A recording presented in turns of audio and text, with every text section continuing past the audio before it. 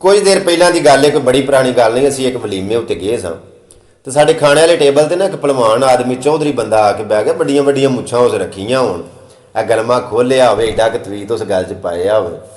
वो बहिंदियां सारी उन्हें कोई 100,000 की गल नहीं, उन्हें गल ही करोड़ां की शुरू की ते लग्या बौंगियां मारन ते वड्डियां वड्डियां सुना ते झूठां दे पड़ोल बनाउण। आख्या हुण जिन्नी देर तक खाना नहीं आउंदा, चलो झट तेरा शुगर ही पे सुनने। ਅਸੀਂ ਉਹਦੀ ਗੱਲ ਤੇ ਹਾਂਜੀ ਹਾਂਜੀ ਕਰਦੇ ਰਹੇ ਤੇ ਉਹਨੂੰ ਇਹ ਸੀ ਕਿ ਹੋਰ ਮੇਰੀਆਂ ਗੱਲਾਂ ਤੋਂ ਮੁਤਾਸਰ ਪਏ ਹੁੰਦੇ ਨੇ। ਉਦੋਂ ਬਾਅਦ ਉਹਨੇ ਆਖਿਆ ਜਨਾਬ ਫਲਾਣੇ ਥਾਂ ਸਾਡੀ ਲੜਾਈ ਹੋ ਗਈ ਬਾਜ਼ਾਰ ਦੇ ਵਿੱਚ, ਨਾਲ ਹੀ ਹੋਟਲ ਸੀ ਜਨਾਬ, ਮੈਂ ਉਹ ਹਲਵਾਈ ਦਾ ਕੜਛਾ ਚੁੱਕ ਕੇ ਜਨਾਬ ਵਾਲੀ ਮੈਂ ਮਾਰਿਆ, ਅਗਲੇ ਦੇ ਖੁੰਨੇ ਖੋਲ ਕੋ ਪੀੜ ਥੋੜਾ ਜਿਹਾ ਉੱਚਾ ਸੂ ਤੇ ਇੰਜ ਨਾ ਅਗਲੇ ਦੰਦ ਨੇ ਥੱਲੇ ਠੋਡੀ ਤੇ ਫਿੱਟੇ ਗਏ। ਉਹਨੇ ਆਖਿਆ ਬਾਬਾ ਮੈਂ ਖੁੰਨੇ ਖੋਲ ਚੜੇ, ਉੱਥੇ ਦੇਗਾਂ ਚੱਲ ਗਈਆਂ, ਨਿੱਕੀਆਂ ਦੇਗਾਂ ਹੁੰਦੀਆਂ ਨੇ, ਮੈਂ ਮਾਰੀਆਂ ਚੁੱਕ ਇਹ ਤੇ ਉਹ ਅਸੀਂ ਸਾਰੇ ਅੱਗੋਂ ਹੱਸਣ ਲੱਗ ਪਏ। ਯਾਰ ਵੇਖੋ ਬੰਦਾ ਗੱਲ ਕਿਵੇਂ ਦੀ ਨਾ। ਮੇਰੇ ਨਾਲ ਬੰਦਾ ਬੈਠਾ ਸੀ, ਉਹ ਆਂਦਾ ਯਾਰ ਇਹਨੂੰ ਲੱਗਦਾ ਕੋਈ ਸੁਲਤਾਨ ਰਾਏ ਦੀਆਂ ਸ਼ਾਨ ਦੀ ਫਿਲਮ ਵੇਖ ਲਈਏ ਤੇ ਕੋਈ ਫਿਲਮ ਨੂੰ ਆਪਣੀ ਜ਼ੁਬਾਨ 'ਚ ਤਰਜਮਾਨੀ ਪਿਆ ਕਰਦਾ। ਲੱਗਿਆ ਗੱਲਾਂ ਸੁਣਾਉਣ ਹੀ ਸੁਣਦੇ ਰਹੇ। ਇੰਨੀ ਦੇਰ ਨੂੰ ਨਾ ਉਹ ਵੇਟਰ ਖਾਣਾ ਲੈ ਆ, ਉਹਨੇ ਇੱਕ ਗੋਸ਼ਤ ਦੀ ਪਰਾਤ ਸਾਡੇ ਅੱਗੇ ਲਿਆ ਕੇ ਰੱਖੀ।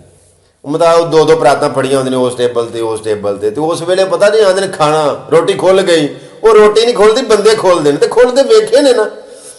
ਲਓ ਜੀ, ਜਿਹੜੇ ਵੇਲੇ ਉਹਨੇ ਉਹ ਗੋਸ਼ਤ ਵਾਲੀ ਟਰੇ ਪਲੇਟ ਲਿਆ ਕੇ ਰੱਖੀ ਨਾ ਤੇ ਅਸੀਂ ਬੈਠੇ ਹਾਂ, ਇਧਰੋਂ ਇੰਜੂ ਰੱਖ ਗਿਆ। ਉਹ ਸਾਡੇ ਸਾਹਮਣੇ ਬੰਦਾ ਬੈਠਾ ਸੀ ਤੇ ਗੱਲਾਂ ਪਿਆ ਸੁਣਾਉਂਦਾ ਸੀ ਬੜੀਆਂ ਬੜੀਆਂ ਵੱਡੀਆਂ, ਤੇ ਆਪਣੇ ਆਪ ਨੂੰ ਭਾਈ ਆਦਮੀ ਪਿਆ ਸਾਬਤ ਕਰਦਾ ਸੀ ਕਿ ਮੈਂ ਬੜਾ ਜਣਾ ਬੰਦਾ ਹਾਂ।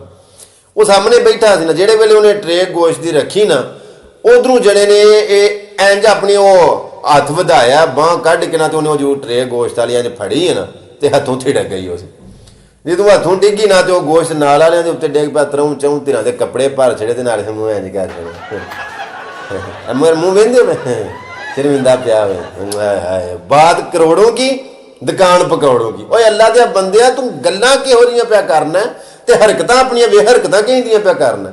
ਯਾਨੀ ਕਿ ਤੇਰਾ ਕੌਲ ਤੇ ਤੇਰਾ ਫੇਲ ਆਪਸ ਵਿੱਚ ਮੈਚ ਨਹੀਂ ਹੋਇਆ।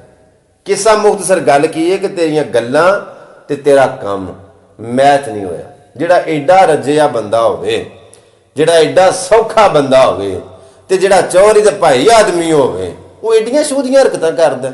ਇੱਥੇ ਮੈਂ ਇੱਕ ਨੁਕਤਾ ਪੁਆਇੰਟ ਹੋਰ ਵੀ ਤੁਹਾਨੂੰ ਦੇਣਾ ਚਾਹੁੰਦਾ ਕਿ ਜਦੋਂ ਕਿਸੇ ਤਕਰੀਬ ਦੇ ਵਿੱਚ ਜਾਵੋ, ਕੋਈ ਵਲੀਮਾ ਹੈ, ਸ਼ਾਦੀ ਹੈ, ਸਾਲਗਿਰਾ ਵਗੈਰਾ ਵਗੈਰਾ ਕੋਈ ਵੀ, ਤੇ ਜਦੋਂ ਖਾਣੇ ਦਾ ਟਾਈਮ ਹੁੰਦਾ ਨਾ, ਕੋਈ ਸਬਰ ਤਹੱਮਲ ਦਾ ਮੁਜ਼ਾਹਰਾ ਕਰਿਆ ਕਰੋ। ਇੱਥੋਂ ਹੀ ਬੰਦੇ ਦਾ ਪਹਿਚਾਣ ਹੋ ਜਾਂਦੀ ਹੈ।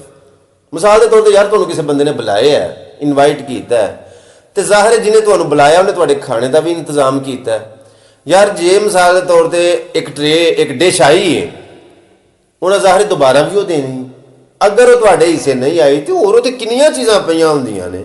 ਸਲਾਦ ਲੈ ਲਵੋ, ਚਾਵਲ ਲੈ ਲਵੋ, ਰੋਟੀ ਲੈ ਲਵੋ, ਕੋਈ ਹੋਰ ਚੀਜ਼ ਤੁਸੀਂ ਖਾ ਲਵੋ। ਦੁਬਾਰਾ ਉਹੀ ਡਿਸ਼ ਦੁਬਾਰਾ ਆਏਗੀ ਤੇ ਫਿਰ ਤੁਸੀਂ ਉਹ ਚੈੱਕ ਕਰ ਲਿਓ, ਟੇਸਟ ਕਰ ਲਿਓ।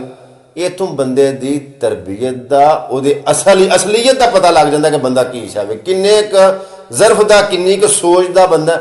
ਅਕਸਰ ਬੰਦੇ ਆਪਣਾ ਆਪ ਖਾਣੇ ਦੇ ਦਸਤਰਖਾਨ ਦੇ ਉੱਤੇ ਵਹਾਉਂਦੇ ਨੇ ਕਿ ਅਸੀਂ ਕੀ ਚਾਹਾਂ।